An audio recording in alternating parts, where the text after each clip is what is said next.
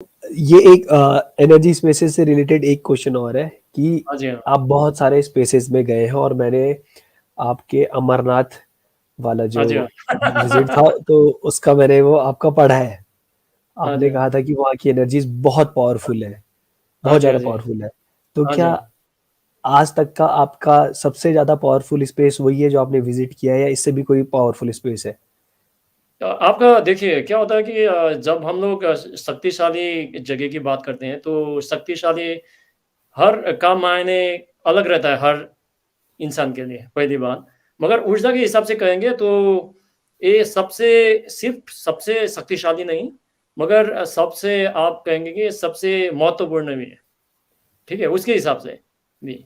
और शक्तिशाली तो मानिए मत मगर क्या होता है कि अपने एक तरीके से हिसाब से भी रहता है। जैसे कि मैंने आपको बताया कि साधना करने से पहले आप ध्यानलिंग में जाएँगे और साधना के बाद कुछ साल के बाद जाएँगे, तो आपकी अनुभूतियाँ भी अलग होती हैं।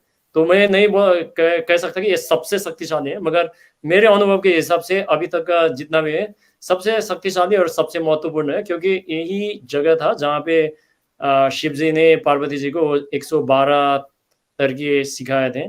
जिसको हम लोग विज्ञान भैरव तंत्र समझते हैं, जिससे आपको कश्मीर शैविज़्म का जन्म हुआ था। तो उसके हिसाब से ये बहुत महत्वपूर्ण है क्योंकि उसके बिना तो ये जो जितनी भी आपकी प्रणालियाँ वगैरह हैं, वो नहीं होती थी। मगर समस्या एक बात आपका वहाँ पे है कि आप वहाँ पे जाके ज़्यादा बैठ नहीं पाएँगे, ठीक है? रिसेप्टिविटी आपका जितना भी ग्रहण करने की क्षमता है, वो बहुत अच्छी होने की ज़रूरत है और क्या है कि वहाँ पे वो इतना बड़ा है कि आपको समझो मत, वो ऐसा नहीं लगता कि वो किसी ने बनाया है, ऐसा है। एक विचित्र जगह है, मैं कैलाश भी गया हूँ मगर ये बहुत विचित्र है, ठीक है? तो और बात ये है कि आपका जो शिवलिंग जो बनता है, आपका जो बर्फ का शिवलिंग बनता है, वो आपका 1 महीने में पिघल जाता है वो।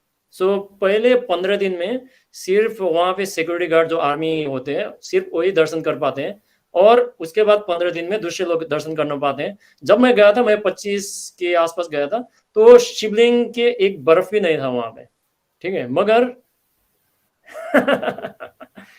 और सबसे अच्छी बात आपने पढ़ा भी होगा, तो क्या हुआ कि जब मैं वहाँ पे चला गया क्योंकि मैं आपको बता देता हूँ थोड़ा-सा, इसमें भी रोमांचक बात है। तो क्या हुआ कि जब मैं चढ़ता चला गया, थोड़ा-सा चढ़ाई है उसमें लास्ट में, तो चढ़ाई मंदिर के पास चला गया, तो मुझे पता था कि अगर मैं आराम से क्योंकि मैं हिमालय से बिलॉन्ग करता हूँ, तो मुझे ऊपर चढ़ना, नीचे आना कोई ज़्यादा परेशानी नहीं है। मगर वहाँ पे मैं एक तरीके से आराम से नाटक करके चला गया था कि मैं थक गया हूँ, ठीक है? मैं बैठता चला गया क्योंकि क्या होता है कि जब आपकी साँसें वगैरह फूल जाती है, वो होता है, तो आपको ध्यान करने में थोड़ा-सा परेशानी होती है, ठीक है? वो बीच में आ जाता है, परेशानी की बात नहीं है मगर बीच में आ जाता है। तो मैं आराम से ब्रीथिंग नॉर्मल करते हुए आराम से जा रहा था। तो मैं चला गया, फिर क्या हुआ कि कहाँ कहीं से ऊर्जा आ गया और मुझे पकड़ लिया, जकड़ लिया, ठीक है? तो मेरे मेरे मुँह से नाम आना था, शिव जी आना था, ठीक है? पहले शिव जी आया था, क्योंकि मैं वहाँ पे मंदिर में गया था, शिव जी आया था पहले नाम। मगर जब वो शिव जी जो ऊर्जा आ गया ना, मैं शिव जी तो नहीं बोलूँगा मगर ऊर्जा आ गई, शक्ति आ गई और उसने मुझे जकड़ लिया पूरा का पूरा, आगोश में ले लिया। तो मेरे मुँह से नाम निकला कि सद्गुरु नाम निकला, ठीक है?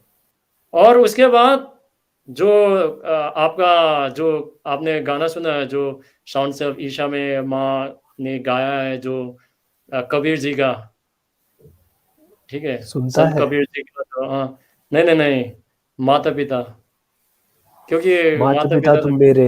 हाँ, हाँ, क्योंकि क्या होता है कि अगर गुरु नहीं होता, तो मुझे शिव जी के इस इस आयाम के दर्शन नहीं होते, ठीक है? तो